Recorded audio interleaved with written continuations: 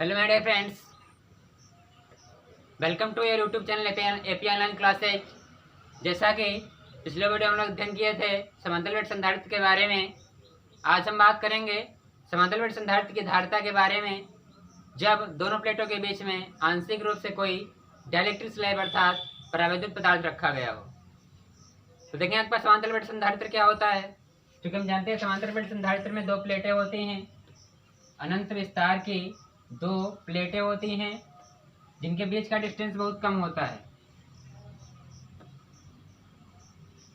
मान लें प्रत्येक प्लेट का क्षेत्रफल कैपिटल ए है, इनके बीच का डिस्टेंस है आपका डी। ये डिस्टेंस जो होता है एरिया की तुलना में बहुत कम होता है ताकि इस समांतर वेट संधारित्र की धारिता बढ़ जाती है। अब इस पर आवेश वितरण करने के लिए इस प्लेट को किसी बैटरी से कनेक्ट करने पर जो आवेश इस बैटरी द्वारा इस पर दिया जाता है वो आवेश एक समान रूप से इस प्लेट पर वितरित हो जाता है। मान लें प्लस आवेश देने पर यह प्लेट पर एक समान रूप से वितरित हो जाएगा। लेकिन जब इस प्लेट पर आवेश धारण करने की क्षमता खत्म हो जाएगी तो आवेश का क्या हो जाएगा, क्षरण हो जाएगा अर्थात लीक्ड हो जाएगा। इस प्लस आवेश के कारण जो अगली प्लेट है, सामने जो रखी गई प्लेट है, इस आवेश के कारण इंडक्शन होगा इसका। इंडक्शन के कारण ये जो प्लेट होगी वो ऋणावेशित हो जाएगी, अर्थात प्लेट के कारण जो होगा ये प्लेट ऋणावेशित हो जाएगी।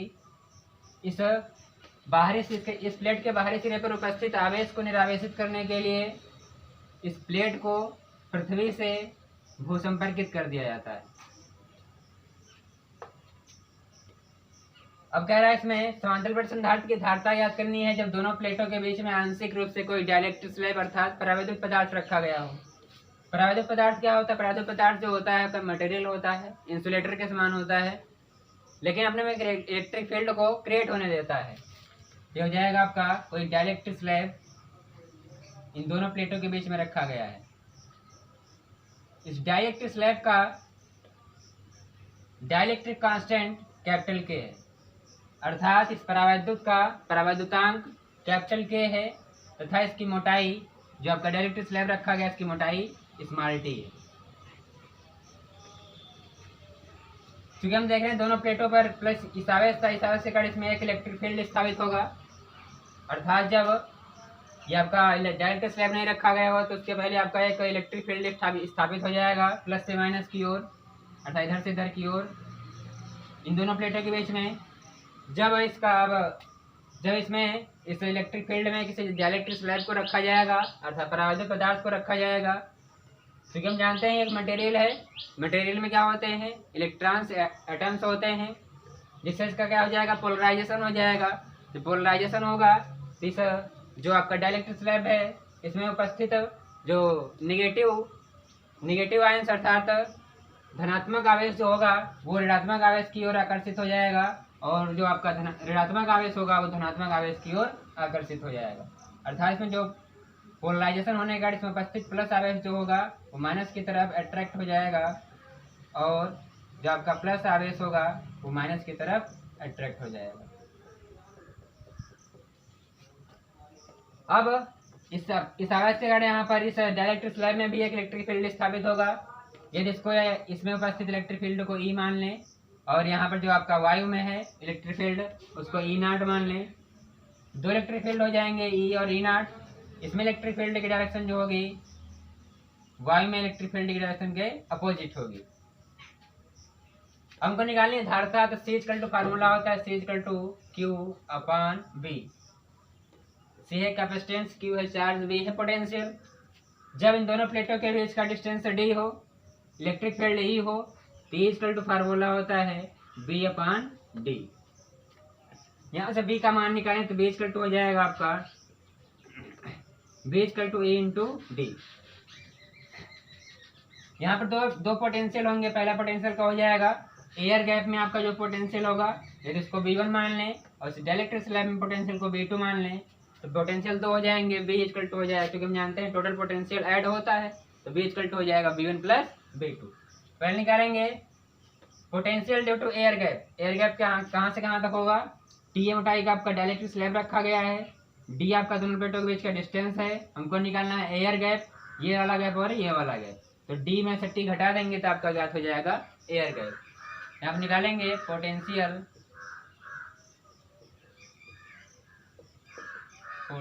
Due to air gap. Air gap में पोटेंशियल को यदि V1 मान लें तो V1 इक्वल टू क्या हो जाएगा E इंटू डी, क्योंकि एयर गैप में इलेक्ट्रिक फील्ड E नॉट माने हैं तो क्या हो जाएगा E नॉट इंटू, अब देखेंगे डिस्टेंस क्या है D माइनस टी, यहाँ पर हो जाएगा D माइनस टी। क्योंकि हम जानते हैं दोनों प्लेटों के बीच में यदि इलेक्ट्रिक फील्ड याद करनी हो तो क्या होता है formula E naught equal to होता है sigma upon epsilon naught. Sigma क्या है, सिग्मा चार्ज डेंसिटी है अर्थात आवेश का पृष्ठ घनत्व है। सिग्मा इक्वल टू फार्मूला होता है क्यू अपॉन ए अर्थात एकांक क्षेत्रफल में उपस्थित आवेश सिग्मा कहलाता है। सिग्मा है चार्ज डेंसिटी, क्यू अपॉन ए होता है। हम याद करना है ई नॉट इलेक्ट्रिक फील्ड क्या हो जाएगा, इसके मल्टीपल में याद करना है तो हो जाएगा sigma upon epsilon not. Air gap के लिए यहाँ पर के प्रयोग नहीं करेंगे, लेकिन जब डाइलेक्ट्रिक के लिए इलेक्ट्रिक फील्ड निकालेंगे तो यहाँ पर के का प्रयोग किया जाएगा अर्थात डाइलेक्ट्रिक कांस्टेंट के लिया जाएगा। तो sigma upon epsilon naught into हो जाएगा D minus T.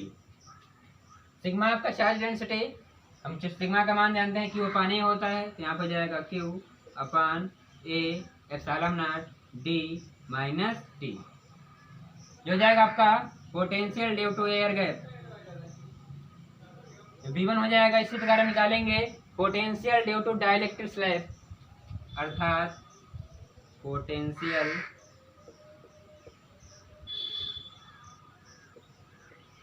Due to dielectric slab. यदि पोटेंशियल इस डाइलेक्ट्रिक में मान लें V2 है तो क्या हो जाएगा V2 is equal to E into D, electric field माने हैं डाइलेक्ट्रिक में E को E माने हैं तो E हो जाएगा इंटू डी। डी अब देखेंगे यहाँ पे कितना है, T के बराबर है तो क्या हो जाएगा E इंटू टी। अब E का मान को याद करना है दोनों प्लेटों के बीच में तो क्या हो जाएगा सिग्मा अपॉन, यहाँ पे लिया जाएगा डाइलेक्ट्रिक कांस्टेंट के तो क्या हो जाएगा सिग्मा अपॉन के एप्सिलॉन नॉट इंटू हो जाएगा टी। सिग्मा का मान पुटअप करेंगे, सिग्मा हो जाएगा Q upon A epsilon naught into हो जाएगा के इंटू हो जाएगा टी। हो जाएगा V2 का मान। अब हमको टोटल पोटेंशियल याद करना है। टोटल पोटेंशियल क्या होता है, दोनों का ऐड होता है अर्थात टोटल पोटेंशियल याद करने के लिए जो पोटेंशियल होते हैं उसको ऐड कर लेते हैं तो V इक्वल टू हो जाएगा V1 प्लस V2।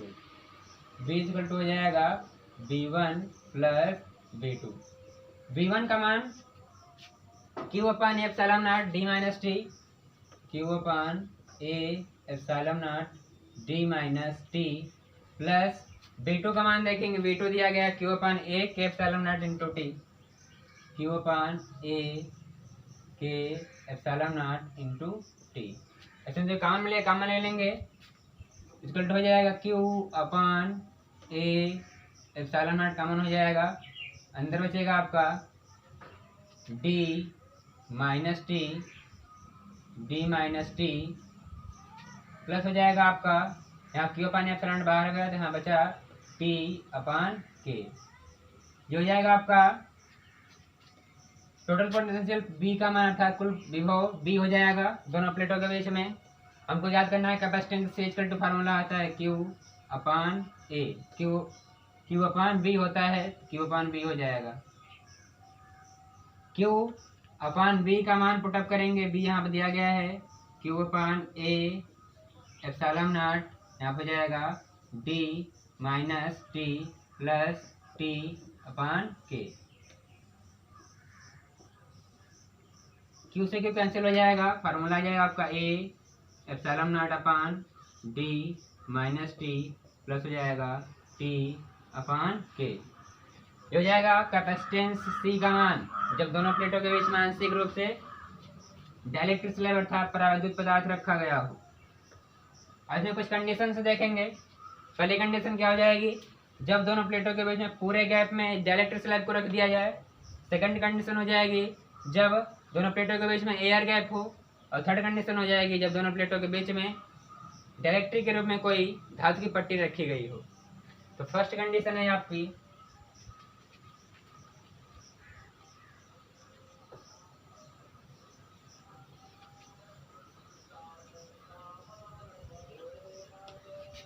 फर्स्ट जब दोनों प्लेटों के बीच में पूरे गैप में डायलेक्ट्रिक स्लैब रखा गया हो अर्थात परावैद्युत पदार्थ रखा गया हो तो सी क्या हो जाएगा आपका, जो टी डिस्टेंस होगा वो डी के बराबर हो जाएगा। तो टी इक्वल टू हो जाएगा डी के, टी इक्वल टू पुटअप करेंगे इसमें तो सी इक्वल टू हो जाएगा A epsilon naught upon T के स्थान पर हो जाएगा डी, तो डी माइनस डी प्लस हो जाएगा टी के स्थान पर डी अपान के। तो सी इक्वल टू हो जाएगा A epsilon naught upon D upon K हो जाएगा। तो सी इक्वल टू हो जाएगा ए K epsilon naught upon D. जब दोनों प्लेटों के बीच में पूरे गैप में डायलेक्ट्रिक स्लैब रखा गया तो फार्मूला हो जाएगा ए K epsilon naught upon D. ए जहाँ है क्रॉस सेक्शन ऑफ प्लेट, के है डायलेक्ट्रिक कांस्टेंट, एप्सिलॉन नॉट क्या है हवा निरात की विद्युतशीलता है और डी है आपका दोनों प्लेटों के बीच का डिस्टेंस। सेकंड कंडीशन क्या हो जाएगी, सेकंड कंडीशन हो जाएगी आपका जब दोनों प्लेटों के बीच में एयर गैप हो अर्थात डायरेक्ट स्लैब न रखा गया हो।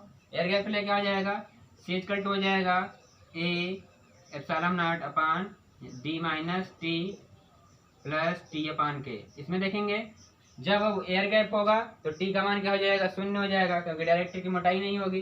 तो टी इक्वल टू हो जाएगा zero, T equal to zero put up करेंगे तो सी इक्वल टू फार्मूला हो जाएगा आपका A epsilon naught upon T के स्थान पर हो जाएगा जीरो प्लस हो जाएगा जीरो अपान के। फार्मूला हो जाएगा C equal to A epsilon naught upon D minus zero, D ही रहेगा, एप्सिलॉन नॉट अपान क्या हो जाएगा डी। अर्थात दोनों प्लेटों के बीच में जब एयर गैप हो तो एप्सिलॉन नॉट अपान डी हो जाएगा। और थर्ड कंडीशन हो जाएगी आपकी जब दोनों प्लेटों के बीच में कोई धातु की पट्टी रखी गई हो तो धातु की पट्टी के लिए डायरेक्ट्रिक कांस्टेंट के इक्वल टू होता है इन्फिनिटी। जब इन्फिनिटी हो जाएगा तो के का मान इन्फिनिटी रखेंगे इसमें तो सी इक्वल टू हो जाएगा आपका A epsilon naught upon D minus T plus T upon K हो जाएगा। अब के का मान क्या रखेंगे, के का मान रखेंगे इन्फिनिटी तो हो जाएगा आपका C equal to A epsilon naught upon D minus T plus T upon K का मान हो जाएगा इन्फिनिटी। तो सी इक्वल टू फार्मूला हो जाएगा A epsilon naught upon D minus T. इसका मान जीरो हो जाएगा तो यहाँ पर हो जाएगा डी माइनस टी क्या बचेगा तो हो जाएगा C equal to A epsilon naught upon D minus T. जब दोनों प्लेटों के बीच में डायलेक्ट्रिक के रूप में धातु की पट्टी रखी गई हो के का मान इन्फिनिटी हो जाएगा। फार्मूला हो जाएगा C equal to A epsilon naught upon D minus T. तो आज के वीडियो में इतना अध्ययन करेंगे। वीडियो अच्छा लगे प्लीज लाइक शेयर कमेंट करें, चैनल को सब्सक्राइब करना ना भूलें। Thanks for watching this video.